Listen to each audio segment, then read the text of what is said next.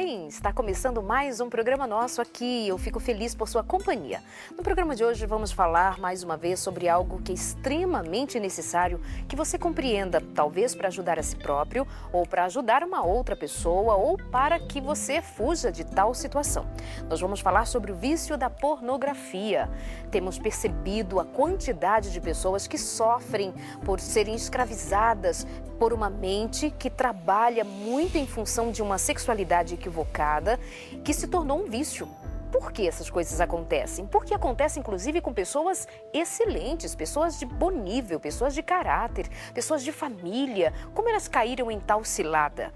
É hoje aqui para nós conversarmos sobre isso. E se alguma coisa que é pertinente à sua vivência, desde agora eu digo para você, há um caminho, há uma esperança, há como sair disso, há como deixar de ser escravo e viver na liberdade de ser dono do seu próprio destino, da sua própria existência como indivíduo saudável e feliz em todos os aspectos, incluindo a sua sexualidade. E para conversar com a gente sobre isto, hoje eu tenho a presença do pastor Marco Lamarques, que tem uma vivência e uma experiência na área da família, inclusive está fazendo doutorado na área de família. Não é isso, doutor? Tudo bem? Tudo Como vai, bom. Darleide? É bom estar aqui com você, com essa gente querida que assiste nós. E um privilégio estar dividindo aquilo que nós temos aprendido com Deus e com a Palavra Sagrada também. O que a palavra nos diz, o que o senhor, na sua experiência, nos diz, nos ensina a respeito da pornografia, que tem sido, assim, um monstro para destruir a vida de tanta gente? Eu digo assim, um monstro que tem destruído, com base, inclusive, nos e-mails que chegam para a gente, nos desabafos e nos desesperos que existem. E o que eu tenho visto, eu acho até interessante, é que a gente parece que vive numa sociedade tão aberta, assim, para esses assuntos sexuais, e que parece que se fala abertamente, mas existem muitos sentimentos velados, existem muitos problemas velados que ocorrem entre casais em virtude diretamente da pornografia. E muitas vezes a gente acha que que nós falamos a respeito disso o suficiente e não se fala a respeito disso o suficiente. E, por outro lado, tem um grupo de pessoas que acham isso engraçado, se faz piada a respeito disso, acha que isso é até uma marca do macho, daquele que é homem. Ele tem que ter uma revista pornográfica em casa, ele tem que mostrar para o filho dele, o menino tem que ter para mostrar o desenvolvimento viril dele. Aliás, na sociedade a gente se cobra muito essa questão sexual como marca de valores, né? Que a pessoa tem que ter experiências sexuais várias, ele tem que garantir a sua virilidade nessas experiências. E muitas vezes, por trás disso, existem pessoas sofrendo, existem pessoas vivendo problemas sérios. A palavra de Deus, ela é uma palavra, é uma mensagem que ela não se limita a tempo e geografia. Ela, da mesma maneira que serviu para os tempos bíblicos, para pessoas que viveram séculos atrás, ela serve para nós hoje. E eu quero até começar, Darleide, dividindo conosco aqui, partilhando com vocês, esse texto do Salmo 101. Eu vou ter que usar meu óculos de leitura aqui. Fique à vontade. Que a gente, depois dos 45, diz que é base, né? Tem que usar um óculos de leitura, senão você perde a marca. Mas aqui, ó, no Salmo 101, verso 3, diz assim: não porei coisa má diante dos meus olhos. O que Davi, ao escrever esse salmo, está dizendo, eu acho que é um pouco da projeção da experiência dele, que começou com essa atitude. Porque ele estava no saguão, ele estava numa área do palácio dele privilegiada, que o palácio dele estava acima das outras construções, e do lado a casa de um dos seus fiéis oficiais, um soldado de dedicação total ao rei, que era Urias. E lá Davi contempla a mulher de Urias tomando banho. E Davi alimentou aquela imagem. E aquela imagem levou Davi a um adultério, a um assassinato, e o profeta Natã, um representante de Deus, chega diante de Davi, do rei Davi, e chama a atenção dele. Então, aquilo que nós trazemos para dentro dos nossos olhos, podem começar uma tragédia na nossa vida. E falando assim, a nível mais científico, usando até o conselho bíblico, eu quero te passar aqui, e para aqueles que estão nos assistindo, a palavra do Dr. Stanley Stevenson, que é um psicólogo americano, cristão, e ele diz que a pornografia é um vício. Isso é a palavra de um psicólogo e de um estudioso. A pornografia é um vício. E ele diz assim, e é um vício social e que requer a mesma confrontação que nós temos tido com o vício do álcool e do tabaco. E é um vício de estimulação. Ao invés de saciedade, quer dizer, não é uma atitude, não é um momento de um confronto ou de uma experiência pornográfica que a pessoa tem, vê pornografia, que vai resolver o problema dela. A partir do momento que ela tem a primeira experiência, aquilo passa a ser para ela um ponto de satisfação momentânea, que quer outra satisfação, e outra satisfação é um círculo vicioso. E daí por diante a pessoa vai entrando cada vez, vai trazendo mais problemas, e pensando que isso não vai ter problema nenhum.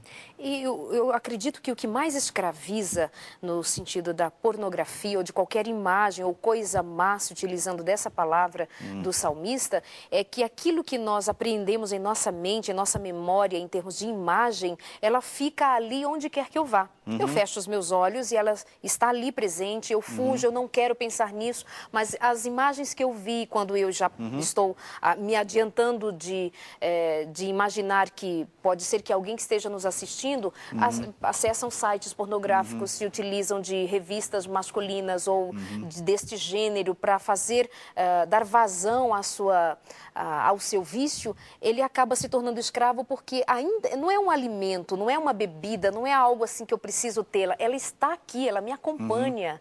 E isso estimula dia após dia. E como é que foge disso? Para a gente entender essa questão do vício em si e do perigo que é a pornografia, hoje em dia nós temos assim a tecnologia e todos os tipos de acessos estão disponíveis dentro da tua casa aí com a maior facilidade. Até para os nossos filhos tem isso. A juventude tem isso aí. Qual que é o problema?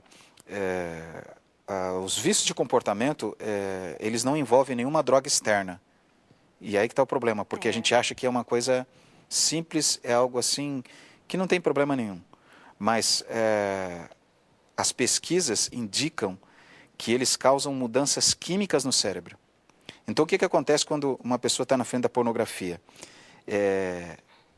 Ele tem a libertação da endorfina, e que reforça e perpetua o comportamento viciador. Porque toda vez que ele está ali, libera endorfina. Então aquilo é bom. Então ele vai para lá para ter isso de bom. Ele volta porque ele precisa disso. E aí, esse artigo do psicólogo Stevenson, ele fala aqui, que quando você tem esse ambiente,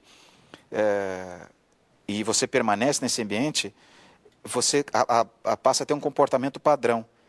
E esses elementos que foram mencionados, essa questão do vício e essa necessidade que ele sente de estar lá recebendo essa endorfina, essas atividades frequentemente são usadas para evitar sentimentos, por exemplo, negativos de tensão. A pessoa vive um sentimento de tensão muito grande.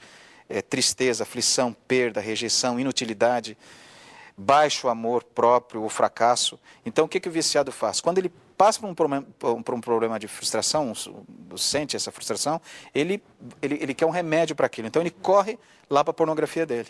E aí libera endorfina, ele sente o prazer. E geralmente é prático, isso já é regra. A pornografia está relacionada com a masturbação. Ele está na pornografia, ele está na masturbação. Aí ele sente aquele prazer, a endorfina vem, ele se sente realizado, ele pensa, bom, agora eu vou melhorar da minha frustração, da minha autoestima baixa, enfim. E aí vai. Só que isso não muda, não melhora, porque ele é um vício de estímulo, ele precisa de novo disso para sentir aquele prazer de novo. Ele não vai sentir a satisfação e pronto, não precisa mais. Não, ele vai sentir vontade. Então, a primeira coisa que a pessoa tem que fazer é, como diz o salmista, tirar da frente dos olhos esse tipo de coisa. Isso é uma providência pessoal que você tem que fazer.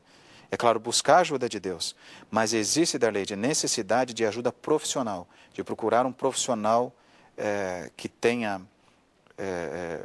condições de ajudá-lo, de preferência um profissional que tenha princípios cristãos, porque às vezes tem muitos profissionais que não acreditam que isso seja um malefício, pelo contrário, que isso é uma coisa, um relacionamento, é uma atividade que todo mundo tem direito e cada um deve decidir se faz ou não. Mas é uma coisa séria. Aqui eu estou falando uma declaração de um psicólogo. Mas deveria de procurar um profissional gabaritado, capacitado para isso, para ajudá-lo. E esse problema, ele fica muito mais sério entre os cristãos, entre quem tem princípios da lei, porque a pessoa que é cristã, ela acha assim, eu não posso cometer esse pecado. Cometi esse pecado, agora eu vou procurar a ajuda de Deus. E se eu buscar a ajuda de Deus, eu vou resolver meu problema. Não que o sentimento de perdão que Deus dá para a gente, a capacidade de Deus nos perdoar, de nos mudar, de nos transformar, não seja suficiente. Ela é suficiente, mas existe também a necessidade de uma ajuda por alguém que tenha condições de nos incentivar a mudar, a melhorar. A pornografia, por ser um vício, você pode até ficar um tempo sem praticá-la, mas depois, quando você volta, você vai voltar mais cedo ou mais tarde, você volta mais intensamente a praticá-la. Então, tirar esse tipo por exemplo, se o meu computador é o problema, se for preciso até eu tiro o computador de casa. Se eu tenho assinatura de uma revista, se eu tenho...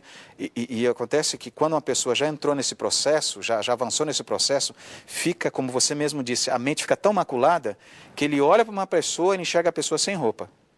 Porque o erotismo já tomou conta dele. Então, ele pensa, ele dorme, ele acorda, ele vive, ele trabalha, tudo dentro desse ambiente. É uma escravidão tremenda. Então, é o poder de Deus que precisa atuar nessa pessoa e uma orientação de uma terapia, de um terapeuta, para que ela consiga, ir aos poucos, se libertando disso.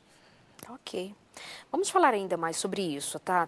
Temos que gastar um tempo analisando, conversando, crendo que nós precisamos tomar uma atitude. Existem mulheres sofrendo muito porque o marido vive uma situação de pornografia e isso estraga todo o ambiente da família, estraga uma conduta de um casamento que vai seguindo aos trancos e barrancos porque um marido tem dificuldade com a pornografia. Mas, pasmem, há mulheres também que estão se descobrindo vítimas também da pornografia. É isso mesmo. Nós vamos para o nosso intervalo, pensando que nós podemos agir e precisamos agir para não sermos vítimas e para ajudar aqueles que já caíram nesta cilada. Até já.